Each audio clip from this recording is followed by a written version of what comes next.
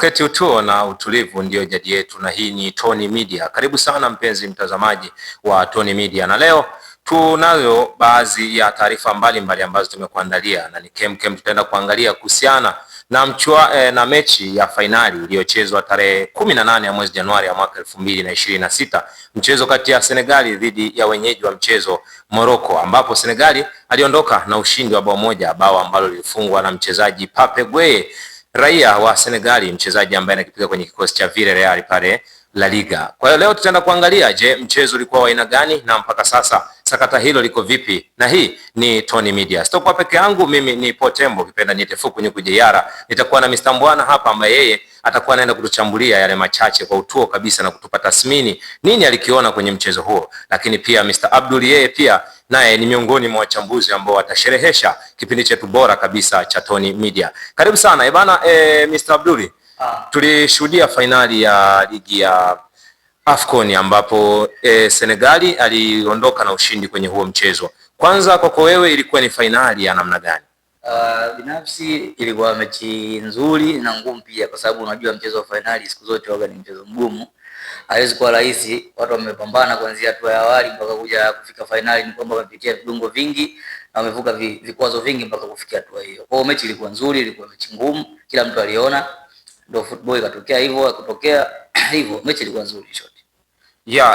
Tumeona mchezo ambao Pape Thiaw, kocha wa Senegali, lakini pia kocha Walid Regragui wa kikosi cha Morocco wakionyesha ubavu katika kutumia mbinu na ubora wao katika kwa coach wachezaji. Lakini mchezo huo tuliwaona Morocco ambao ni tofauti kabisa na wale ambao tulikuwa tumewazoea kwenye michuano ya kombe la dunia, ambao waliwahi kucheza pia na Ureno lakini pia wakapata ushindi. Lakini kwenye mchezo dhidi ya Senegali, Pape Thiaw alifanikiwa wapi mpaka kuwafanya Morocco waonekane sio wale ambao tuliwazoea?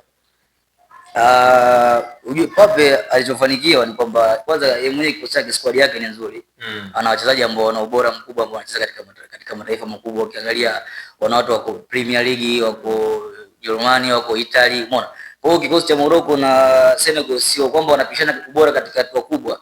Wote wanacheza katika level sawa. Ukiangalia vikosi vyao wote wako Europe. Wengi wanacheza England. Ukiangalia kuna wachezaji kama Ismaila, yupo Mbaye alicheza PSG, yupo Sadio Mane, yupo Al Nassr, kama tunamfahamu wakati wa Liverpool, bora wake ameshachukua mataji makubwa pale akiwa EPL. So Pape alifanikiwa kwa sababu alikuwa na kikosi ambacho alikuwa na wachezaji ambao wanaweza kuwapa majukumu na kwenda kuyatekeleza. Kwa hiyo mechi ilikuwa ngumu kulingana na sababu ya scenario kwamba kila mtu ana wachezaji ambao wana quality, ubora kwenye kikosi chao. Hivyo tuliwashuhudia Senegali ambao hawakucheza na Gere Koulibaly, miongoni mwa kapteni bora sana kwenye kikosi cha Senegali, na akaanza bwana mdogo Sarri ambaye kwa sasa anakipiga kwenye kikosi cha Chelsea. Kwako wewe, kwa kocha Pape Thiaw kwenye hiyo nafasi ya kukosekana kwa Koulibaly lakini kumtumia Sarri, alifanikiwa kwa kiasi gani huku alikutana na washambuliaji hatari kwenye kikosi cha Morocco?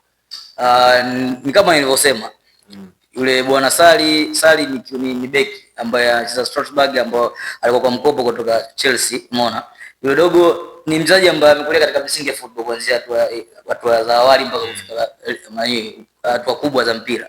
Kwa hiyo hauwezi kuona gap kubwa tofauti kati ya Kalidou Koulibaly na Sarri, kwa sababu wote ni material ya Ulaya, unajua.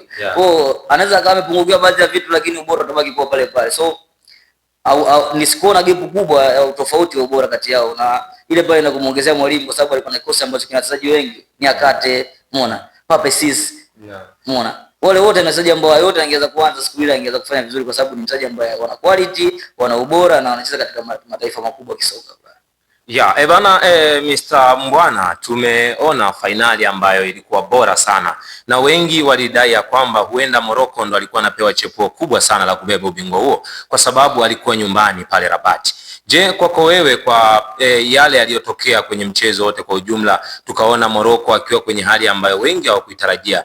Wewe, kwako wewe kama mchambuzi, uliona nini kwenye mchezo kilichopelekea mpaka kuwachanganya Morocco kutokufikia yale malengo ambayo wengi tulikuwa tunayatarajia? Kwanza nilichoweza kukiona kwanza ni quality over quantity. Yaani wingi dhidi ya ubora.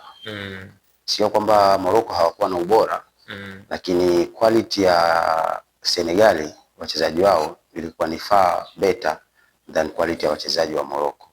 Kwa hiyo Morocco walichokuwa wanajivunia kikubwa zaidi, inaonekana ilikuwa ni ule unyumbani. Waliamini kutokana na ule unyumbani. wakasahau ile quality ya Senegal na wachezaji mmoja mmoja ambao wako nao, labda kwa sababu ukitoa wengi ambao hawana majina, waliamini wachache ambao wana majina wangeweza kuwazuia. Lakini wakasahau kwamba wana wachezaji wengi ambao hawana majina lakini ni very quality na potential kwenye ule mchezo. Hivyo na ndio maana tumekuja kukutana na surprise ambazo hata wao wenyewe hawakuweza kuzitegemea, ukizingatia ingizo la center back ambaye watu wengi walikuwa wanawaza kwamba Koulibaly hayupo, anakuja kuingia jana anaweza akafiti, lakini ameweza kuonyesha kwamba okay, sina jina lakini nina uzoefu ule wa kucheza Ulaya, experience na exposure ambayo yupo nayo kutoka kucheza bara la Ulaya ameweza kuja kuionyesha. Kwa hiyo narudi pale pale, kwa hiyo ilikuwa ni quality over quantity, wingi dhidi ya ubora. Waliamini katika wingi wao, tuko nyumbani, tuna wachezaji wetu na mashabiki wetu, tungeweza kushinda, ikawapa confidence kwa kiasi kikubwa sana. Lakini Senegal walikuja, sisi tuna ubora kuliko wao, kwa hiyo tuonyeshe ubora wetu mara mbili ya kile ambacho sisi tunacho, basi ikaweza kuwa matokeo. Finali hiyo Mr. Mbwana imeonekana kuwa ina story nyingi sana mtaani mpaka sasa, baada tu ya kuchezwa Januari 18 ya mwezi Januari 18 ya mwaka 2026. Mambo mengi yaliyozuka sasa ni kuhusiana na ubingwa huo, ya kwamba Senegali hajaubeba kiuhalali kitokana na kile ambacho kilitokea ndani ya uwanja. Lakini tuliona goli ambalo lilifungwa na Pape Gueye halikuwa kabisa na mchecheto wowote wala wasiwasi wowote. Changamoto kubwa ni kwamba Pape Gueye aliwahamasisha vijana wake kutoka nje ya uwanja na baadaye kurudi ndani ya uwanja. Sheria zinasema ya kwamba kwenye kanuni ya 82 na 84 ambayo kwa sasa wameizungumzia na inamfanya Senegali arudishe ubingwa kwa Morocco. Kwako wewe unaiona vipi soka la Afrika mpaka hapo kufikia hapo kwenye huo mchakato? Kwa kweli tunarudi pale pale kwamba yani soka la Afrika baada ya kupiga hatua kwenda mbele kwa namna fulani tunalirudisha nyuma sisi wenyewe kwa baadhi ya matukio kama haya, kwa sababu ukiangalia muda ambao tukio limetokea na maamuzi mpaka yamekuja kutokea kiuhalisia ni muda mrefu sana. Unaweza ukajiuliza hapa katikati palikuwa na nini muda wote? Kulikuwa na kamati ya masaa 72 ambayo ingeweza kupeleka taarifa juu ya ule mchezo.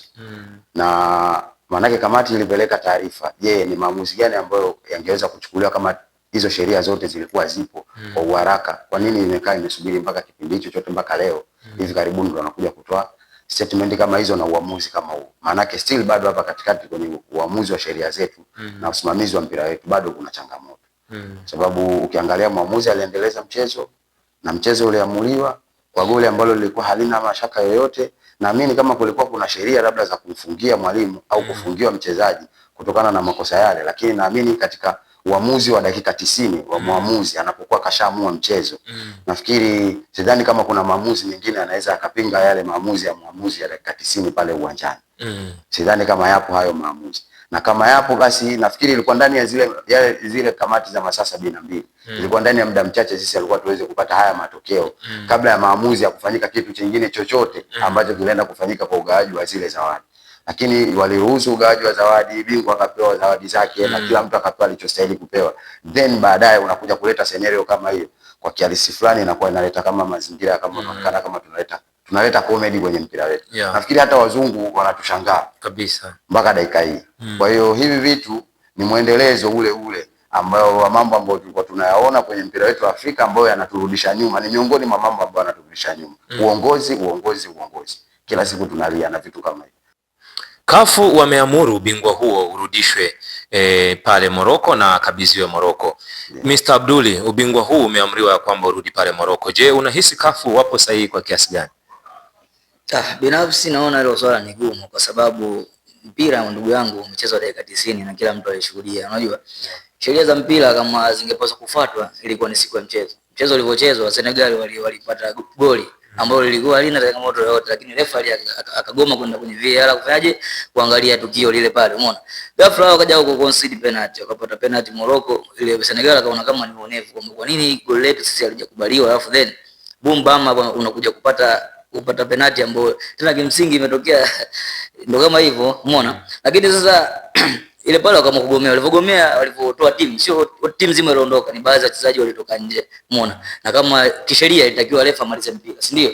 Lakini refa kwa sababu hajamaliza mpira akahisi kwamba mechi ikarudi na ikaendelea, watu wakaendelea, mpira ukaendelea na penalty ikakoswa. Umeona, mchezo ulikuwa tayari upo on. Umeona? Watu wamekuja, tumeenda paka 120, mtu anapata goli halali.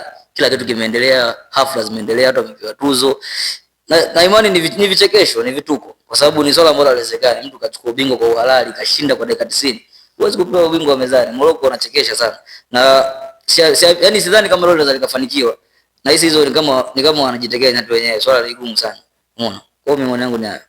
Ya, turudi kwa shirikisho la soka la nchini pale Senegali, FSF. Wao wamesema ya kwamba hawatarudisha ubingwa huo. Wapo tayari kwenda kwenye mahakama ya usuluhishaji, yani kasi, ambapo ataenda huko kuangalia je, kila ambacho kilijiri ni cha ukweli. Lakini mpaka sasa Senegali ubingwa huo wameukabidhi kwenye jeshi la pale nchini Senegali, ambapo wamesema ya kwamba hawatarudisha ubingwa. Kama vipi kafu pamoja na Morocco waufuate ubingwa huo kwenye kikosi.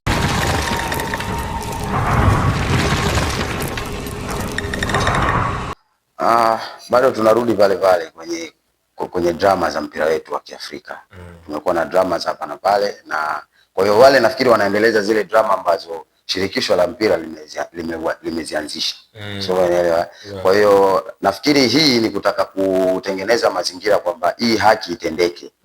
Kwa sababu wanajua kiuhalisia hakuna anaweza kuja kulifuata kombe, lakini wanachotaka kutengeneza ni ile tension ya hili jambo kwamba liende katika misingi ambayo kila mtu katika hii dunia anaweza kuona na kuweza kuliwekea tension ili liweze kufuatiliwa zaidi, ili kila mtu apate haki yake ile ambayo anastahili. Kwa sababu naamini Senegal mpaka sasa hivi wanaamini sisi tuna haki katika hili.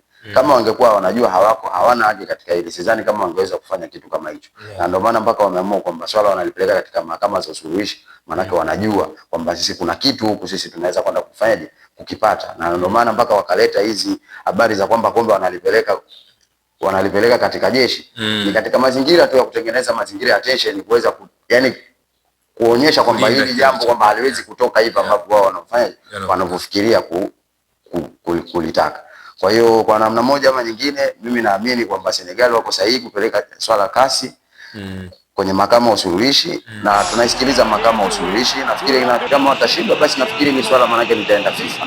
Mwisho wa siku ndio yale bado mpira wetu tuna vitu vyetu vya sheria, lakini still bado tunaweza kwenda kuamuliwa na ngazi za juu za mwisho kabisa.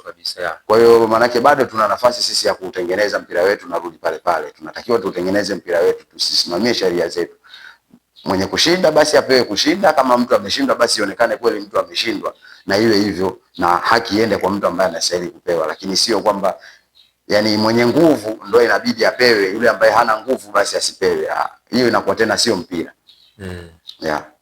Waswahili wakasema ya kwamba kila chenye mwanzo hakiwezi kukosa mwisho. Nikwambie tu ya kwamba mtazamaji wa Tony Media, tumefikia tamati mwa kipindi chetu bora, ambapo tulikuwa tunaangalia mchezo wa fainali uliochezwa Januari 18 ya mwezi wa Januari ya tarehe 18 ya mwaka 2026 pale Rabat nchini Morocco, ambapo tumeona mambo mengi sana yakizungumzwa kuhusiana na hilo. Sasa mahakama ya usuluhishaji ndio yenye majibu maalum ambayo tutaenda kuyapata, na tutajua nani ni bingwa wa kombe hilo la AFCON. Na kama endapo itashindikana, basi FIFA wao ndio wataamua nani atakuwa bingwa kwenye mchuano huo. Tuseme tu kwamba tumefikia tamati. Ulikuwa nami Potembo, nitefu kwenye kujeyara, lakini sikuwa peke yangu, nilikuwa na Mr. Mbwana ambaye yeye alituchambulia kwa utuo kuhusiana na hilo sakata, lakini pia bila kumsahau Mr. Abdul. Kikubwa tu usisahau kusubscribe, kucomment, lakini pia kushare. Tunapatikana YouTube, Facebook, Twitter pamoja na Instagram. Andika tu Tony Media utakuwa umetupata vyema kabisa.